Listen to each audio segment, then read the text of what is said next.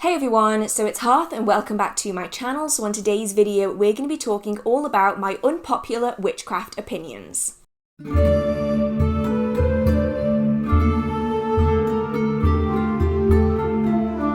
Unpopular opinions are a bit of a trend going around social media right now, where someone will sit down and talk about their unpopular opinions on a particular topic. Now, because my channel is all about witchcraft, we're going to be talking about my unpopular witchcraft opinions.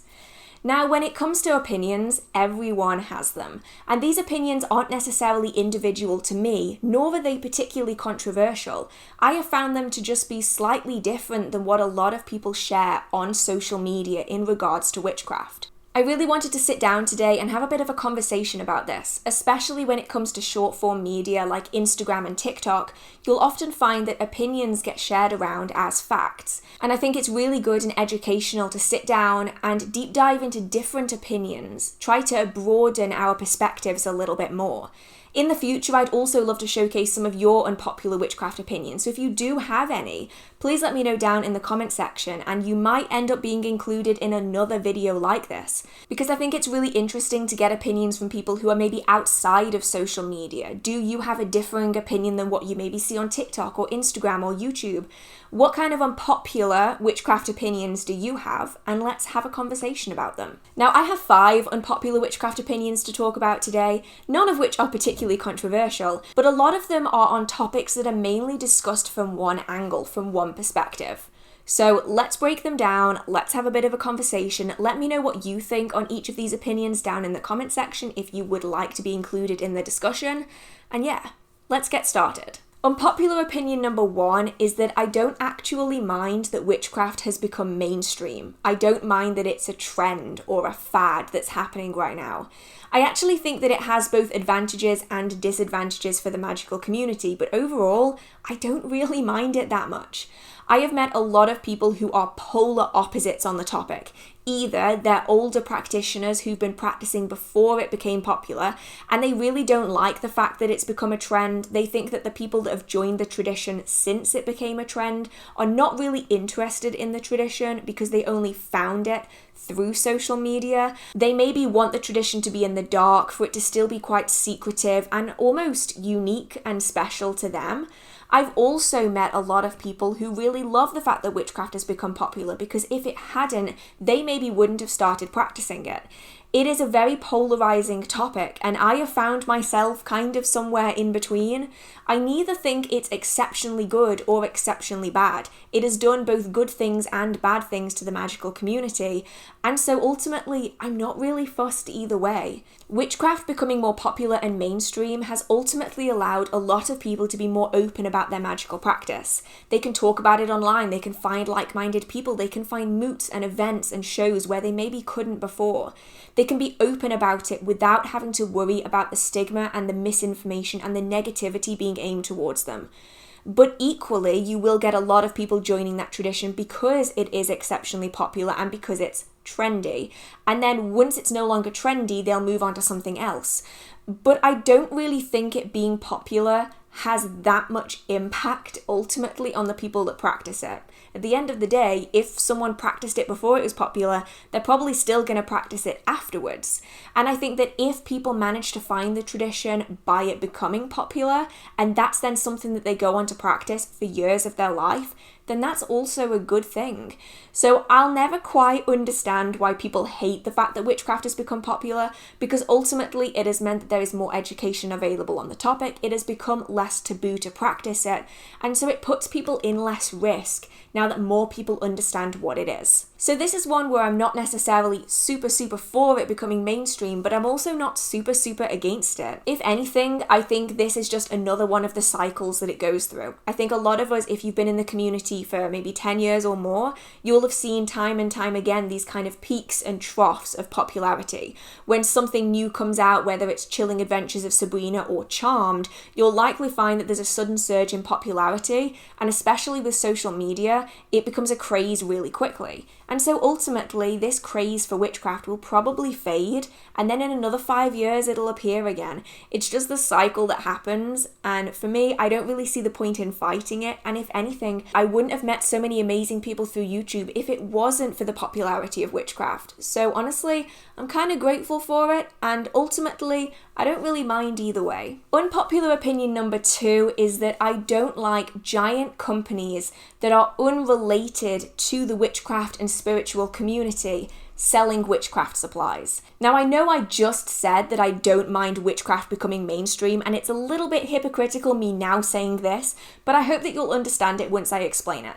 So because witchcraft has become so mainstream, lots of companies have realized they can make money from witchcraft, and a lot of it. And so we're starting to see very large clothing stores, designers, we're starting to see makeup shops, and also very, very cheap superstores starting to sell witchcraft supplies. Now, on one hand, this does allow people who maybe couldn't afford to buy those supplies otherwise to be able to get them for a cheap price. But it also makes me very concerned about the community as a whole. Ultimately, it ends up destroying the businesses of a lot of magical practitioners who understand the practice, who practice it themselves, who put their time, their energy, their intention, and they put it into the pieces that they create to really improve other people's magical practice. And when you have very large, multinational, often companies doing this, they are essentially feeding off a community that they are ultimately destroying, because they're feeding off the witchcraft community to gain a lot of money from them, but they're destroying the businesses that are actually owned by the magical practitioners that they are trying to attract. And so it's a very difficult one to balance up. But personally, I will always choose to go with a small business that makes their own items, even if I have to pay more for it, than going to, say, a ginormous supermarket that is selling witchcraft supplies without any understanding. Because ultimately, I want to be putting my investment back into the witchcraft community. Now, I understand that not everyone is able to do this, not everyone can afford to do this. But this is how I would rather think it through, because I don't want to be funding people that are ultimately destroying the livelihoods of people within my actual community. And at the end of the day, you don't really need items in order to practice witchcraft. And so I personally would much rather save up and buy just a few really nice pieces from magical practitioners who sell them on Etsy or that have their own websites or their own shops than I would go to a massive company that has no interest in witchcraft and spend my money there. It's all about the power of money. And I know that if we don't buy the witchcraft supplies from these giant companies, they will stop selling them, and then we can focus more on the individuals that sell them who also practice themselves. If you would like to buy from small businesses, Etsy is an amazing place to do that. There's so many wonderful witchcraft stores on Etsy all around the world. And so it's really worth checking out if you do see a product in, say, a ginormous superstore and you're questioning where you want your money to go. Maybe try looking on Etsy and see if you can find something locally that would do something similar or even the same thing but handmade by someone. And then it's a case of deciding for you where you would rather put your money. And it's an entirely personal decision. I just find it really worrying when I see so many of these giant stores that have absolutely no interest in witchcraft, selling witchcraft supplies for far cheaper than anyone can make them, because they don't really care about the practice. They're not putting the time and the energy into them. They're just mass producing them. And ultimately that has the potential to do more harm on the environment than a small business making things in small batches by hand. And that's typically how I weigh it up. Unpopular opinion number 3 is that I don't think that picking up and dropping deities whenever I feel like it on a daily basis is a good idea. Now, when it comes to deity work, there's typically 2 opposing camps. You either get the people who have a select number of deities and they work with them from now till forever. And then on the other side, you get the people that pick and choose deities off a list whenever they need help for a particular working. And although I think that both have their merits in a way, I would always put respect as being number 1. I have spoken to and I've witnessed a lot of people using deities as almost an additional correspondence. And that has the chance to really severely backfire depending on who you're working with. So when it comes to spellwork and ritual, you can include in correspondences, associations, things like particular days of the week, particular moon phases, colours, times of the day, plants, crystals. And you can also include a deity within that working to help amplify the energies and to offer you assistance. Now, for a lot of people, they will have a select deity or a few deities that called out to them, that they have formed a relationship with, and if one of their deities wants to assist them, or if they would like to seek assistance from a particular deity, they will go ahead and do that. But at the moment, I am seeing a really big trend of using deities as an extension of a correspondence list. So while they're picking out their colours, their day of the week, they're also picking a random deity off a list and then asking them for help in that working. And although, yes, that has the potential to be successful, it's going to entirely depend on the deity and it might blow up in your face. And it's something that I don't really understand, but I think that's mainly because I come at deity work from quite a traditional stance, in that I always put respect really high up when it comes to working with deities. I tend to think of it as asking for a favour. If I were to walk up to my best friend and ask them for a favour, I'm sure that they would give it to me. If I was to walk up to a perfect stranger and ask them for a favour, they'd probably show me the bird and walk off, because that's typically how relationships work. If you want to get something from someone, if you want the help of someone, they need to be getting something in return. Now, you can do this by giving a particular deity an offering in return for their assistance. And that's one way that this type of deity work can work. However, sometimes it might go really, really wrong. You might find that you're picking and choosing deities randomly and half of them don't want to work with you. They're either not going to respond, they might end up not liking you particularly much. And especially if you're mixing deities, whether that's from different traditions or even from the same tradition, if you don't understand the backstory, if you don't understand the mythology and the interactions between the deities, you might find that your random selection of deities that you're calling upon for that particular working can go catastrophically wrong. So when it comes to deity work, it's always important to be respectful. The pick and choose style of deity work isn't for me, but that's not me saying that it's not right or that you shouldn't do it. It's just that it's always important to do so with a great deal of care and a great deal of respect. Don't treat deities as though you're just picking out crystals from a crystal container and you're just going to randomly select one that you think might work. You essentially still need to build that relationship, even if it is only temporary. And it's also really important to remember that deities will have interactions among each other. And so checking mythology is really good, checking history and legends, because even within the same pantheon, you might find several deities that really hate one another. And if you call upon them both in a particular working, you might find that poop hits the fan real quick, because if you get two very volatile deities in the same space together, oh boy, that might not go well. So I think it's really a case of always coming at it with respect. My way of deity work certainly isn't the only way, but it's really important to still be respectful and don't treat deities as though they're just random items that you're putting into a spell. They are spiritual beings, and so they still need to be treated with respect, even if you're only working with them temporarily. Number 4 is that shadow work is not suitable for everyone all of the time. Now, shadow work is something that has become a real popular craze on social media right now. Everyone is talking about shadow work. Now, for any of you that don't know, shadow work is essentially the processing of repressed or unprocessed issues, whether these be traumas, negative emotions, memories that you haven't fully dealt with that might be negatively impacting your life. Shadow work can be exceptionally useful. It has been so powerful to so many people, but it's important to remember that one shoe doesn't fit everyone. And so if you have had great success with shadow work, that is amazing, but someone else might not be in the right place for it. And I have seen so many people pushing shadow work on people who are maybe still in the active process of dealing with trauma.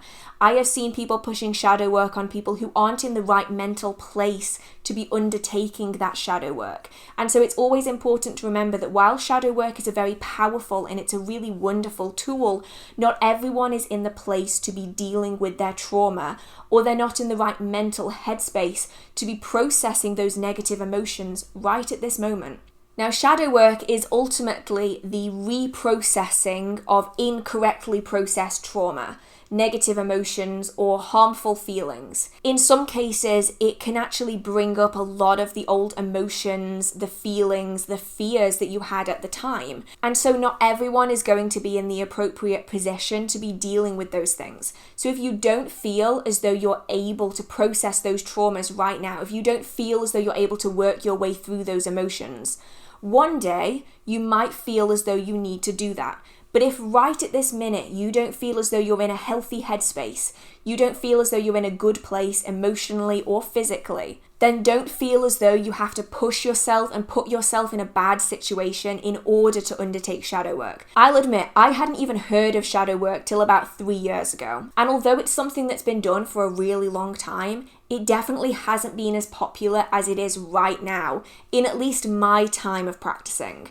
And so I think it's just really important to make sure that you're doing the best thing for you. Although shadow work in the long run might be an amazing thing, it's really important to not put yourself in a dangerous position to undertake it when you aren't ready. Because shadow work is brutal. It is absolutely mentally, emotionally, physically exhausting. At least it has been in my case. It's really important that you keep yourself mentally and physically safe. So if someone else is doing shadow work but you don't feel like you're ready, please don't rush into it. You will know when the time is right to start processing things. If you need to, do so alongside standard therapy and then really work through that trauma with someone as well as by yourself in a safe, comfortable environment. And then number 5 is probably the least popular of them all.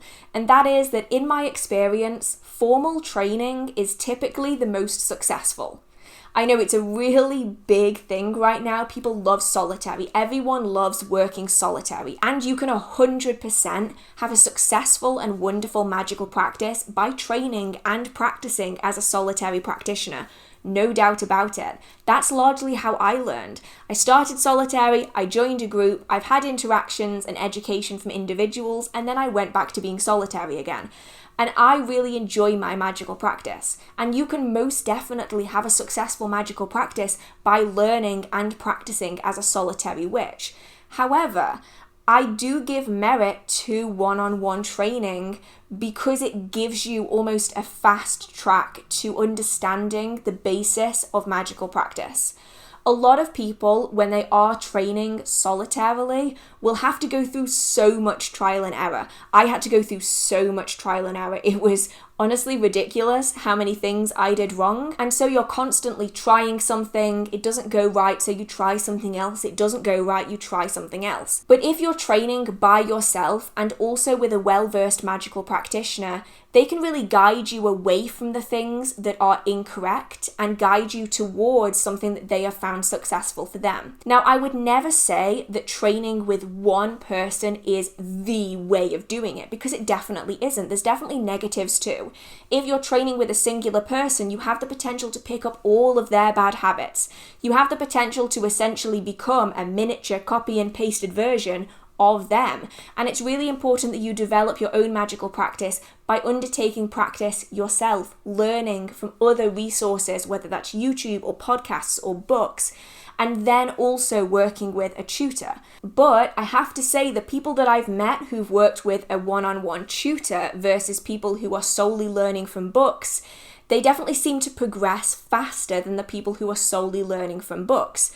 Because ultimately you have to go through all of that trial and error from scratch. Whereas if you're working with someone else, they are helping to guide you through it and helping you to avoid the common mistakes that might be holding back someone who's learning on their own. So I know a lot of people right now are pushing like, you don't need to train under someone, and you definitely don't. If you want to train solitary, you definitely can. And now there's so many resources out there, from YouTube to podcasts to social media to moots and meetings and MBS shows, where you can learn and develop your practice by yourself, but from a lot of different resources which help you avoid the trip-ups and the potholes that might be slowing you down. But ultimately, I do think that having a tutor has kind of been pushed to the wayside a little bit. People almost look down on having a tutor. They consider solitary to be the one and only way. But if you do have the opportunity to learn from someone else, if you have that opportunity, I would say it's definitely worth giving it a go.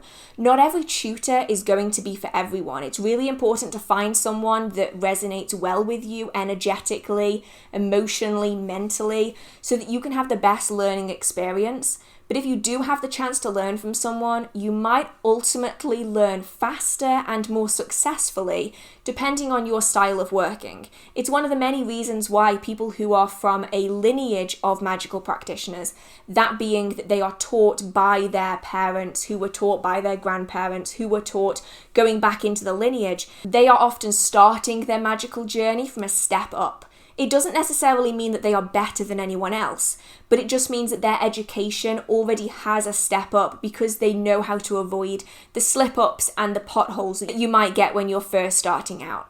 So those are 5 of my unpopular witchcraft opinions. Some of them might not be that unpopular, but from what I've seen on social media, they aren't spoken about all that often. What are your thoughts on these? Let me know down in the comment section. Also, let me know your unpopular witchcraft opinions.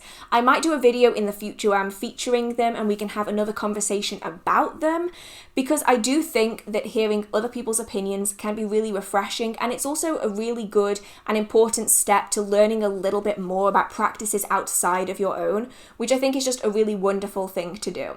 If you did like this video, feel free to give it a like. It really means so much to me. If you do have any questions, comments, concerns, video ideas, or just want to chit chat, feel free to post them down in the comment section. And if you do enjoy the magical content on this channel or in this video, feel free to hit subscribe. I do try my best to post magical content every single week. So I hope you guys are all staying safe. I hope you have a marvelous magical day, and I will see you in the next video. Bye! Is that in the right place? You kind of can't see my mushrooms anymore. But this is the first time I've filmed since the live stream last week, and I no longer know where anything needs to be. Is that fine? Is that okay? Can you see my jacket? You can't. Okay, if you could see the other side of the sofa, like this bit looks great. Like it looks good. It's sort of wonky and I really need to fix it, but it's fine. This side of the sofa is just a mountain of things. I have beauty blenders on this side. I have a roll of cling film. Like, why? I have just like a lone ink cartridge for my computer.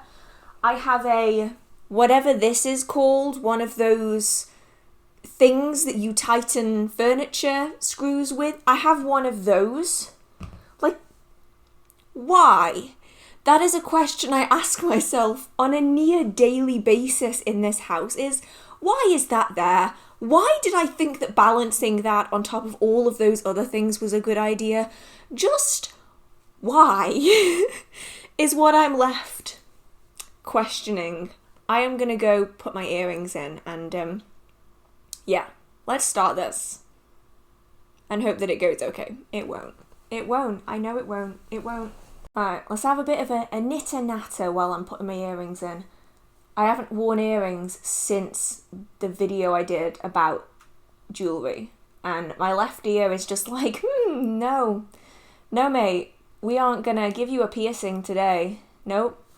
We're just gonna give you like a dead end. Good luck. I'm like, okay, thanks. I am currently starting this filming at, what time is it? It is, not sure if you can see that. It is 10:26 on Tuesday night. For those of you who are new here, or maybe you don't watch my videos like when they go up, I post my videos on Wednesday at 6 o'clock. So I'm filming this video the day before it has to go live. And by the time I finish, it's probably going to be midnight. So I'm going to have like 4 hours tonight before I have to sleep at like 4 a.m. when the sun comes up, because I am like a vampire. And get it all finished and uploaded by 6 p.m. tomorrow. And I don't think it's likely. I put rings on and then I realised that this shirt covers my rings anyway. Why did I bother? That is a good question. Why did I bother? So I have discovered that I have the time management skills of a toddler. I am completely incapable of managing my own time. I'm terrible at scheduling. I always say, I've got time. And you know what? I never have time. I absolutely never have enough time. So if this video doesn't go up tomorrow, i.e. Wednesday at 6 p.m, now you know why. It is because I have spent my entire week finding other things to do. And I went, I'll have time. And now I'm regretting it because I've got to film and edit before tomorrow. I feel really mismatched today. I look all right on camera, like this is my sole purpose of getting ready today. I only put makeup on today to film. But if you actually were to see me in person, you'd realise how much of a juxtaposition my entire outfit is. Because like the eyeshadow is green, the lipstick is on, the little alien spaceships are in my ears, the shirt is really freaking cool in my opinion, and then at the bottom of it all is a pair of burgundy Harry Potter pajama bottoms. So if anyone were to knock on my door today, I'd have just opened it and they'd have just had this like strange, like spliced together outfit. You know when you were a kid and I don't know if everyone else had these, but you had like these books where like you could pick like a top and a bottoms and like shoes, and you could like splice together different people's outfits. Was that just something I did? I don't know. I kind of feel like someone did that with my wardrobe. They're like, goth on the top, casual on the bottom. I'm like just a weird gothic mullet. And I'm not sure how to feel about it, but you know what? It's comfortable. So I went out on a walk and I was wearing black jeans and they were just like, no, so uncomfortable. So I got back in, they disappeared, pull on a pair of Hogwarts pajama bottoms. Life is bliss. Like, I've been recording for 12 minutes and I have not done anything except procrastinate. Zhuzh, zhuzh, zhuzh. You know, every video I gotta zhuzh. I gotta zhuzh the fuzz.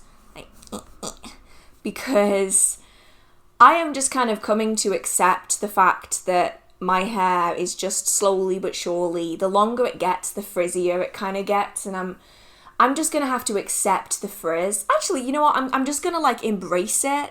I'm gonna get to a point where I'm just gonna want to go like full 80s goth and just like backcomb the hell out of my hair, and one day it will inevitably happen. Either that or I'll cut it all off, which I really don't want to do. So I'm thinking I'm gonna have to go for like the crazy backcomb, like 1980s goth thing, just to kind of fully channel the frizz that my hair is bringing on like a daily basis.